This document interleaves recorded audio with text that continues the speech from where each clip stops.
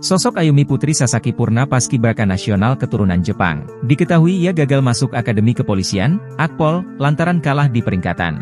Kini Ayumi melatih paskibraka Jawa Timur. Ia tidak lagi bertugas menjadi paskibra, melainkan melatih adik-adiknya. Badan Pembinaan Ideologi Pancasila, BPIP, meminta Ayumi datang ke Surabaya. Ayumi pun memenuhi panggilan tersebut sekaligus menerima tawaran BPIP untuk melatih paskibraka Jatim. Ayumi tergabung dalam tim Pancasila Sakti, tim yang bertugas menurunkan bendera merah putih.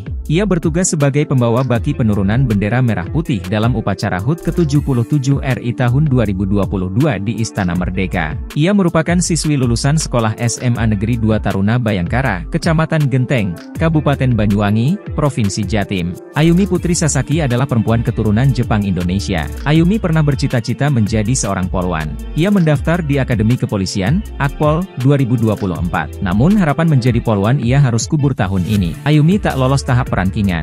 Ayumi harus puas berada di peringkat 15. Padahal, hanya ada 9 taruni yang diterima pada rekrutmen Akpol tahun itu. Kondisi ini sempat membuat semangat Dara bertinggi badan 169 cm itu kendor. Meski gagal, Ayumi tetap mempersiapkan dirinya masuk Akpol pendaftaran selanjutnya.